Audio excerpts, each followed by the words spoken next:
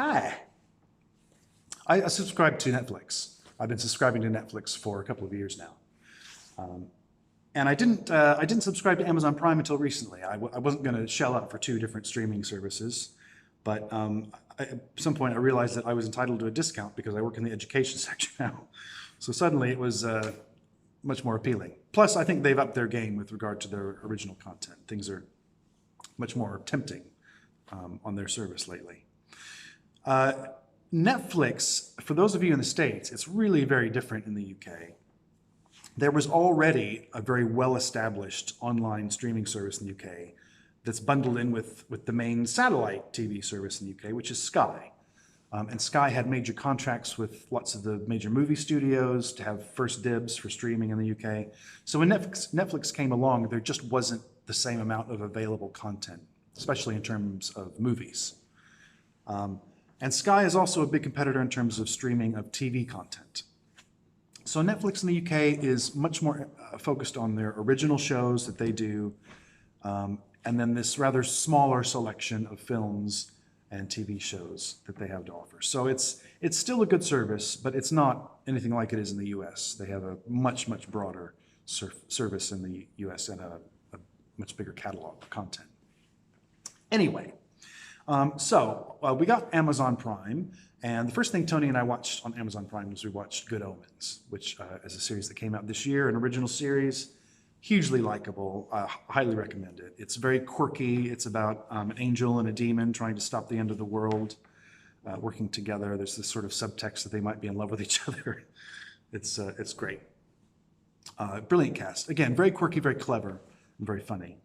The other thing I've been watching a lot of lately is Ryan Murphy stuff. I do like Ryan Murphy's oeuvre, if you will, and I particularly like American Horror Story, because horror is one of those genres that I love, but there's just so little of it that's really good. Most horror is just trash. American Horror Story is great. Each season is a completely new story, kind of a different genre of horror, subgenre of horror in each season. And the cast is always brilliant. It's a lot of fun. So I'd fallen a bit behind. I hadn't seen the season called Cult, and I hadn't seen the most recent one from last year called Apocalypse, so I went back and watched those recently. Really good. A lot of fun. Not perfect, but good fun TV. Ryan Murphy has another show which I'd never seen, but I decided to watch. There's only 2 seasons of it. I'm watching it on Amazon Prime. I've just finished the first season. It's called Scream Queens. The main sort of star that you would recognize from it is Jamie Lee Curtis, who's terrific in it. She's very good. A lot of fun. Scream Queens is like American Horror Story, except it's a lot more funny. There's a lot more humor in it, and it's more farcical. It's definitely culturally satirical. So I like that. Good thumbs up for Scream Queens. The other thing I wanted to talk about that I saw streamed recently was a documentary about Star Trek Deep Space Nine. It's called What We Left Behind. This is a product of a Kickstarter campaign.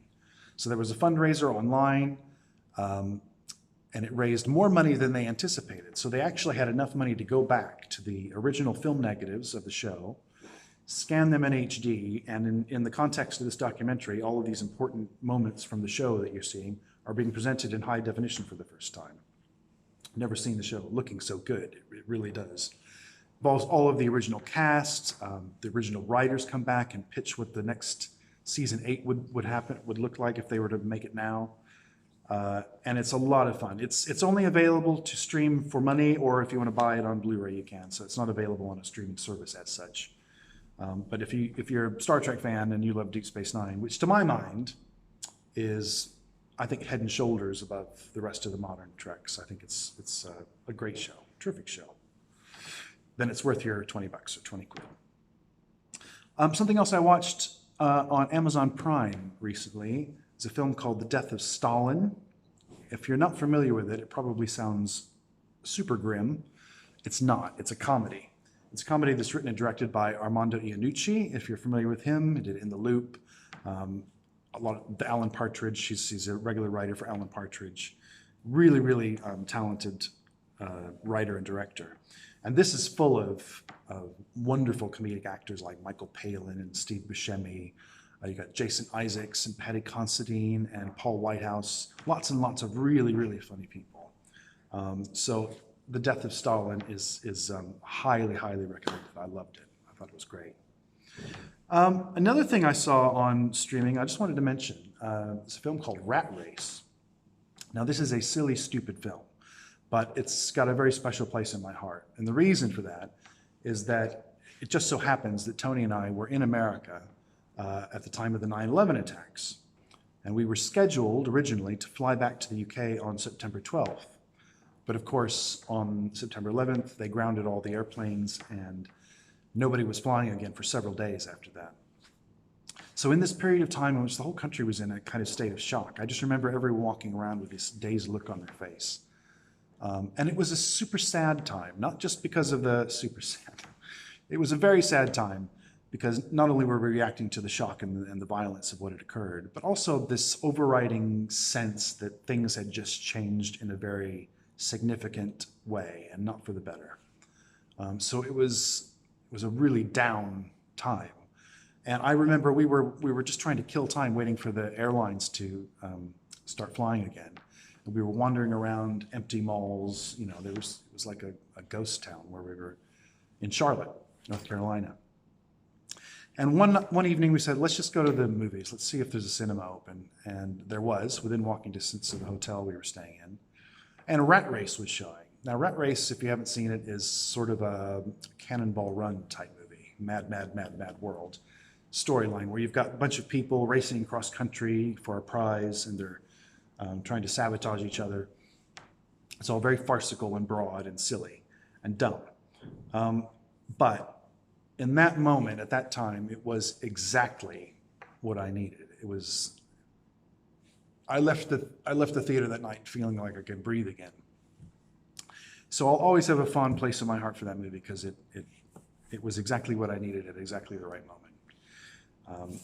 So I will recommend it, even though it is dumb, because if you're looking for just a silly, stupid, fun comedy, it's a good one. Rat Race. It's got Jonathan Cleese in it as well. In terms of the cinema, just very quickly, I've seen a few films in the last few weeks. I finally got around to seeing Spider-Man Far From Home, which I thought was great. Typical Marvel fare. Am I sad that Spider-Man is leaving the Marvel Cinematic Universe? Not really. No, we'll get him back eventually. And anyway, I got to see Spider-Man fighting Thanos, which is something I never thought I would get to see on the big screen. So I'll take that as a win. So that was good. I saw it Once Upon a Time in Hollywood. There's lots of people saying how wonderful it is. I agree. It's not a perfect movie, but it is a wonderful movie.